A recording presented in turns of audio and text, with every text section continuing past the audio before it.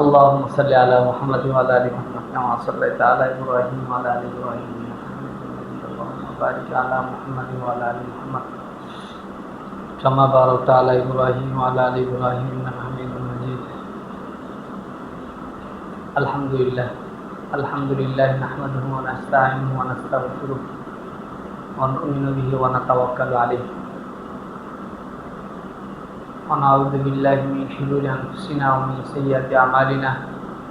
من يهده الله فلا مضل له ومن يضلل فلا هادي له. ونشهد أن لا إله إلا الله وحده لا شريك له ونشهد أن سيدنا ومولانا محمدا عبده ورسوله. أما بعد فأعوذ بالله من الشيطان الرجيم. بسم الله الرحمن الرحيم. والذين جاهدوا فينا لنهدينهم سبلنا. صدق الله مولانا العظيم. আলহামদুলিল্লাহ, আল্লাহ তাআলার দরবারে অসংখ্য শুকরিয়া যে আল্লাহ তাআলা আমাদেরকে এই যাবৎকাল পর্যন্ত এখন পর্যন্ত দ্বীনের সাথে আল্লাহ তাআলা লাগায় রাখছেন, দ্বীনের কাজ করার তৌফিক দান করছেন। রাসূলুল্লাহ সাল্লাল্লাহু আলাইহি ওয়াসাল্লাম হাদিসে বলছেন, মাইয়ুরিদিল্লাহু বিহি খায়রান ইউফাক্কিহু ফিদ্দীন। আল্লাহ তাআলা যার কল্যাণ চান, যার ভালো চান, তাকে আল্লাহ তাআলা দ্বীনের বুঝ দান করেন। বুঝতে পারছো? যারা মাদ্রাসায় পড়ে, যে সকল অভিভাবক বাচ্চাদেরকে মাদ্রাসায় দেয়, যারা মাদ্রাসায় পড়ায়, এদের প্রত্যেকের আল্লাহ ভালো চান, এই জিনিসটা বুঝতে হবে। বুঝতে পারছো? আল্লাহ চাইলে তোমার বাপ মার মনের মধ্যে এই চিন্তা দিতে পারতো না যে এই 2 টাকার মৌলবি হইব কেন, আমার সন্তান বড় ব্যারিস্টার হইব, এই হইব সেই হইব, চিন্তা আসতে পারতো না? তো তোমার মাদ্রাসায় না দিয়ে তোমার দিত কি স্কুলে? মনে করো সকাল থেকে সন্ধ্যা, সকাল 8টার আগে স্কুলে যাওয়া, স্কুলে যাওয়ার পর তুমি পড়া, তারপরে বাসায় আসার পরে আরো 2-3টা টিচার রাখে না? এক এক বিষয়ে এক এক টিচার, ইংলিশের জন্য আলাদা টিচার, গণিতের জন্য আলাদা টিচার, বাংলার জন্য আলাদা টিচার, আরো কোনো হারিক তারিখ কত কিছু আছে। বুঝতে পারছো? এই সেই জোরাজুরি কইরা মনে করো তুমি শুধু অনেক কিছু শিখলা। কি শিখলা? যে কিভাবে কি করতে হয়, কিভাবে মানুষের পকেটে টাকা মারতে হয়। বুঝো নেই? মনে করো যারা ব্যাংকিং নিয়ে পড়ালেখা করে, ব্যাংকিং নিয়ে যারা পড়ালেখা করে, গণতান্ত্রিক সিস্টেমে যে ব্যাংকিং, এর সিস্টেম তো থাকে এটা যে অন্যের পকেটের টাকা কিভাবে নিজের পকেটে আনা যায়। মার্কেটিং দিয়ে পড়ায়, তো সিস্টেমই থাকে কিভাবে একটা পণ্যর একটা জিনিসে ভালো লেভেল দিয়া পচা জিনিসটারও ভালো বানায় বিক্রি করে টাকা নিয়ে আসে, তাই না?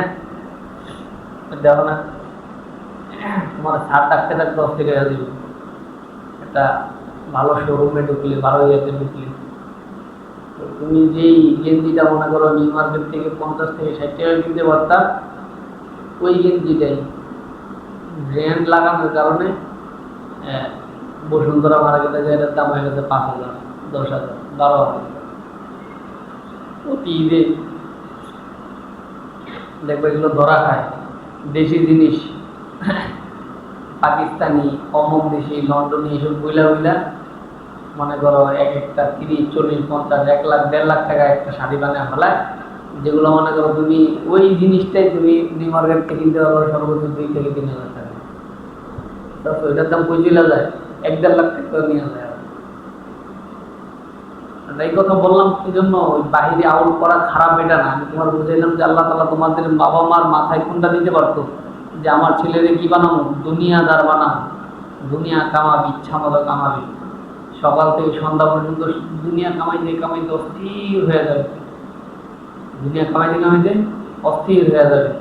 একটা দোকানদার মনে করো ব্যবসা করে, সে সকালে বের হয়, রাত্রে 10টা 11টা 12টার দিকে আসে।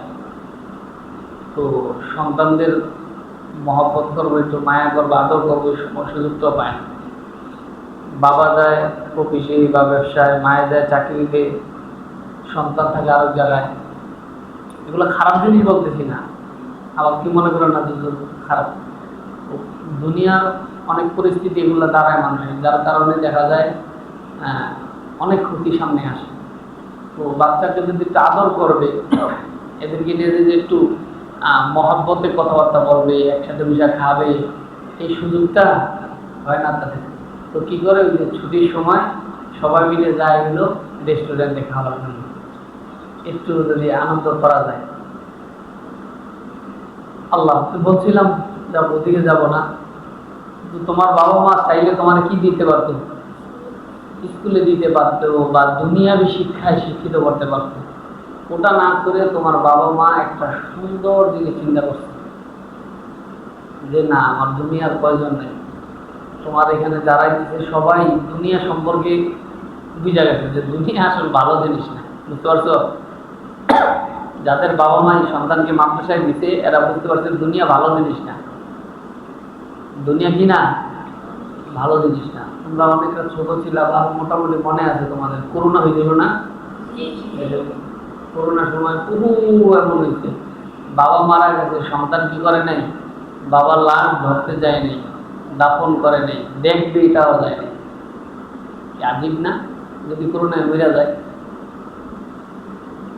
বুঝতে পারছো? এই লাশ দাফন করছে দিছে কারা? হুজুররা। বুঝতে পারছো? হুজুরা মরে গেছে, কেউ একজনও মরে নেই। মাঝে মধ্যে ঘটনা শোনা যায়, লক্ষ লক্ষ কোটি টাকার মালিক মা বাবারে নিয়ে বৃদ্ধাশ্রমে রেখে আসছে। তো তোমার বাবা মা এই জিনিসগুলো বুঝতে পারছে, দরকার নাই। দুনিয়াতে থাকার জন্য, চলার জন্য কয় টাকা লাগে? দুনিয়ায় থাকার জন্য, খাওয়ার জন্য কয় টাকা লাগে? বেশি টাকা লাগে না, খুব কম টাকা লাগে। কতটুকু খাইবা? তোমার বহু টাকা পয়সা হইলো, তারপরে তোমার মনে করো লিভার নষ্ট হয়ে গেল, গ্যাস্ট্রিক আলসার হয়ে গেল, দুনিয়া এরকম হয় মানুষের। তারপরে তোমার 3 বেলা যাও লবণ ছাড়া, বহু সম্পদ আছে তোমার, তুমি খাইতে পারো না, লাভ আছে বলো? তুমি যদি দুনিয়া খাইতে না পারো, খাওয়াটাই তো সবচেয়ে মজা, তাই না? দুনিয়ার মধ্যে তুমি যদি খাওয়া দাওয়া না করতে পারো, তাহলে আর কোনো কিছু আছে দুনিয়াতে ভোগ করার মতো? কিছুই তো নেই। তোমার মনে করো বিশাল বাড়ি দিয়ে ভরপুর, ঢাকা শহর তোমার 20-30টা বাড়ি হয়ে গেছে, লাভ আছে? তুমি শুধু যাও খাবো, লাভ আছে বলো? দুনিয়া আসল বাস্তবিক কিছু না, দুনিয়া একটা ধোঁকা। তোমার বাবা মা এই জিনিসটা বুঝছে বিদায় মাদ্রাসায় দিয়ে দিচ্ছে। আমার কথা বুঝতে পারছো? এই জন্য রাসূলুল্লাহ বলেন যে যারা এই জিনিসটা বুঝতে পারে, বুঝতে পারা এটা কি আল্লাহ তাআলার দয়া, এটাও কি আল্লাহ তাআলার দয়া। অর্থাৎ আল্লাহ তাআলা চায় সে যেন ভালো হয়ে যায়, সে যেন জান্নাতে যাইতে চায়, সে যেন জান্নাতি হয়, এটা আল্লাহ তাআলা চাচ্ছেন বিদায় তোমাদেরকে এখানে পাঠাইছেন।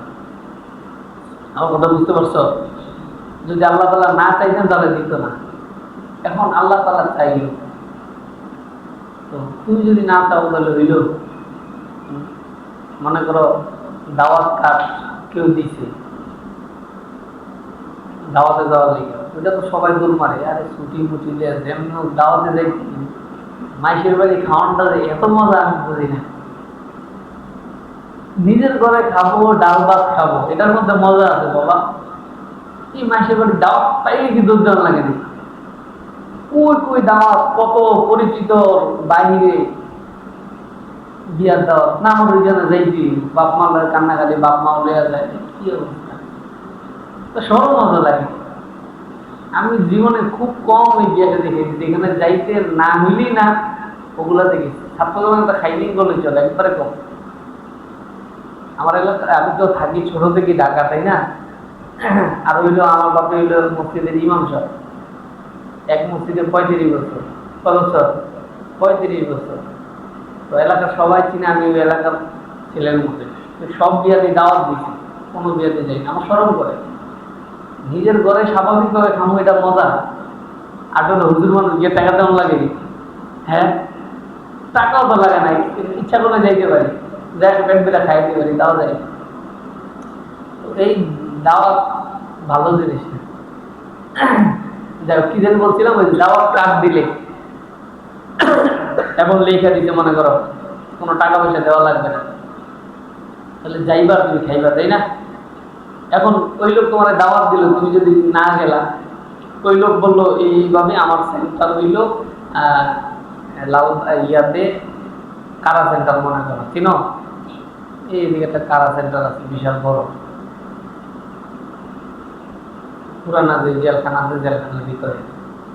তো কিন্তু তুমি এদিক গেলা, এদিক গেলা, অন্য সাইড দিয়ে গেলা, কিন্তু ওইখানে যাইতে পারবো জীবনে? হ্যাঁ, পড়তে পারবো ওই যা পর্যন্ত? পড়তে পারবো না। তা আল্লাহ তাআলা তোমার আমার ভালো চায়া দাওয়াত দিয়ে দিছে যে বান্দা তুমি কি আমার মেহমান, আমি তোমার ভালো চাই, আমি চাই তুমি জান্নাতি হও। এখন তোমার চাওয়ার আমার চাওয়া জরুরি, আমার কথা বুঝতে পারছো? তুমি আর আমি যদি চাই যে না আমি আল্লাহ তাআলার এই দাওয়াতে শরীক হব, তো আল্লাহ তাআলা যেখানে নির্ধারণ করছে আমার ওইখানে তো যেতে হবে নাকি? যেইভাবে সিস্টেম করছে ওইভাবেই তো যাওয়া লাগবে, নাকি অন্য কোনো ভাবে যেতে পারবো? অন্য কোনো ভাবে তো যাওয়া যাবে না। আরো সহজে বুঝো, একটু উদাহরণ দিয়ে দিয়ে বলি। মনে করো দূরে এক জায়গায় যেতে হবে, অনেক সময় এক গ্রামের থেকে, গ্রামের ছেলে ঢাকা বিয়ে করে বিশাল বড় সড়ো করে, তো গ্রামের আত্মীয় স্বজন যারা আছে তাদেরকে দাওয়াত দেয় না? তো দাওয়াত দিলে কি করে, একটা গাড়ি পাঠায়, বুঝতে পারছো? গাড়ি পাঠায় গ্রামে, ওই গাড়িতে চড়ে সবাই আসবে। এখন যদি কেউ গাড়ি মিস করে বা গাড়িতে না ওঠে বা টাইম মতো না আসে, সে আসতে পারবে? সে কি দাওয়াত আসা সম্ভব তার পক্ষে? তার পক্ষে সম্ভব। আল্লাহ তাআলা তোমার আর আমার ভালো চায়, এই জন্য আল্লাহ তাআলা একটা গাড়ি পাঠাইছে, সাথে মনে করো কি ড্রাইভারও পাঠায় দিচ্ছে। গাড়িটা ধরতে পারো কোরআন এবং হাদিসের যে দিক নির্দেশনা, আর ড্রাইভারের রাসূলুল্লাহ সাল্লাল্লাহু আলাইহি ওয়াসাল্লাম দেখা দিচ্ছে কিভাবে কিভাবে যাইতে হবে। এখন তোমার আর আমার ইচ্ছা, আমি আর তুমি ওই গাড়িতে উঠতে পারি না উঠতে পারি। উঠলে সোজা জান্নাত, না উঠলে পিছনে ঘুরে থাকতে হবে, একটু করে আযাব আসবে, একটু করে কি আসবে? আযাব আসবে।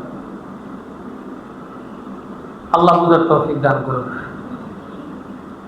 বাবারা শুনো, তোমাদের কি আজকে নিজেরটা কথা বলবো, তোমরা হেফজ পড়তে আসছো, এই মাদ্রাসায় কিছু ছাত্র আসছো পুরানা, কিছু নতুন ভর্তি হয়েছো, ভর্তি হয়ে গেছো, ক্লাস শুরু হয়ে গেছে, তাই না? তো তোমাদের হাতে বছর শুরুতে মনে দিয়ে একটা কথা বলছিলাম, ওই কথাগুলো কিছু আসবে। এখন তোমাদের কিছু চিন্তাধারা করতে হবে যে তুমি কি আসলে বাস্তবিক পড়ার জন্য আসছো না পড়ার জন্য আসো নাই। একটা বাস্তবসম্মত কথার মাধ্যমে আমি কথাটা শেষ করব। তোমরা এখানে কিসের জন্য আসছো? কি পড়বা? বাংলা, গণিত, কিভাবে বিল্ডিং বানানো যায় এটা, কিভাবে ব্যবসা করা যায় এটা, অন্য কোনো জিনিস শিখবা না কি শিখবা? কোরআন না? এখানে মূলত কি শেখানো হয়েছে? কোরআন না? কোরআন কি? ইন্না নাহনু নাযালনা যিকরা ওয়া ইন্না লাহু লাহাফিজুন। আল্লাহ তাআলা বলেন যে আমি কোরআন অবতীর্ণ করেছি এবং এই কোরআন সংরক্ষণ করার দায়িত্ব আমি আল্লাহ। তো এই যে কোরআন যে আল্লাহ তাআলা সংরক্ষণ করবে, আল্লাহ তো কয়েকভাবে করতে পারে। আল্লাহ তাআলা বলছেন দুনিয়াতে কিভাবে করতেছে, হাদিসের মাঝে পরিচিত আছে যে এটা হলো বান্দার হাফেজদের কলমের মাধ্যমে, সিনার মাধ্যমে। বুঝতে পারছো না? ইংরেজরা যখন শাসন করছে তখন লক্ষ লক্ষ কোটি কোরআন জ্বালায় দিতে হবে। ওরা ভাবছে যে কোরআন জ্বালায় দিলাম তো শেষ। আল্লাহ মধ্যে এই কোরআন শেষ হয়েছে 1400 বছর যাব চেষ্টা করতেছে এই জিনিসটা না পারেনি। পৃথিবীর সব থেকে বড় রেকর্ড হইল যে 1400 বছর অপরিবর্তিত একটা কিতাব, একটা বই, কোনো পরিবর্তন হয় নাই।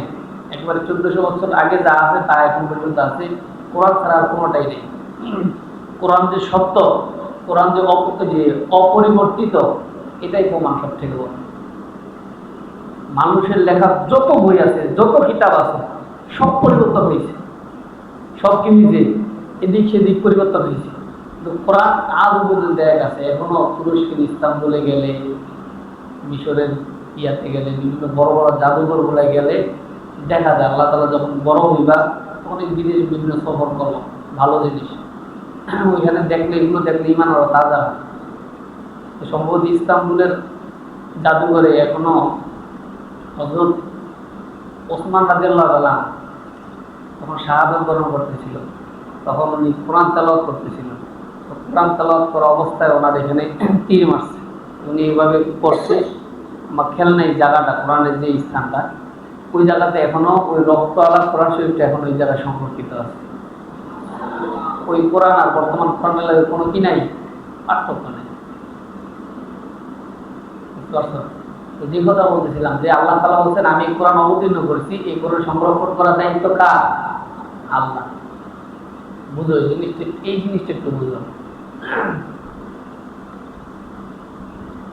এই যে কোরআন যে সংরক্ষণ করতেছে আল্লাহ তাআলা কাদের মাধ্যমে? এই মানুষের সিনার মাধ্যমে, অর্থাৎ হাফেজদের মাধ্যমে। সোজা কথা, অর্থাৎ পৃথিবীর সব থেকে দামি এবং পৃথিবী যেটার উপর নির্ভরশীল, ওই কোরআন হেফাজত করার কিছু সৈন্য বলতে পারো, সেনাবাহিনী বলতে পারো, আল্লাহ তাআলা নিযুক্ত করছে পৃথিবীতে, যে এদের মাধ্যমে আমি কি করব? আমার কোরআনকে হেফাজত করব। বুঝানি আল্লাহ তাআলা সব থেকে প্রিয় কালাম, সব থেকে দামি জিনিস। এই দামি জিনিসটা আল্লাহ তাআলা হেফাজত করার জন্য কি করছে? কিছু মানুষ নির্ধারণ করছে। তো ভাগ্যকর্মে মনে করো যারা হাফেজ হয়ে গেছো, তারা ওই টাকাটা চলে গেছে। আমার কথা বুঝছো? খেয়াল করে বাবা কথাটা। যারা হেফখানে ভর্তি হইছ, তারা ট্রেনিং এ আছো। কিসে আছো? ট্রেনিং দেয় না সেনাবাহিনীতে হওয়ার আগে, সেনাবাহিনী বিডিআর মাধ্যমে, সেনাবাহিনী আর বিডিআর দিয়ে তো দেশ পরিচালনা করে, তাই না? দেশের সংরক্ষণ করে। দেশ যদি যুদ্ধ কবলিত হয়, সেনাবাহিনী নেমে যায় যুদ্ধ করার জন্য, অর্থাৎ দেশে রক্ষা করার জন্য তাদের জীবন উৎসর্গ করে দিবে। বিডিআর দেশের চারোদিকে প্রত্যেকটা বর্ডারে বিডিআররা টহল দিতেছে। তুমি আমি এই যে ঘুমাইতেছি, খাইতেছি আরামসে, কি কারণে? আল্লাহ তাআলা কিছু মানুষের নির্ধারণ করেছে, তারা এই যে টহল দিয়ে দিয়ে তোমার আর আমার শত্রুদের হাত থেকে বাঁচিয়ে রাখছে। তো এদের আগে ট্রেনিং দিতে হয় না নাকি ডাইরেক্ট তোমার মঞ্চে তুমি গিয়ে ঢুকে দিতে পারবা কেউ? ট্রেনিং দিতে হয়। যে যারা হেফজ শুরু করছো বা হেফজ পড়ার জন্য আসছো, এরা কি দিয়ে আসো?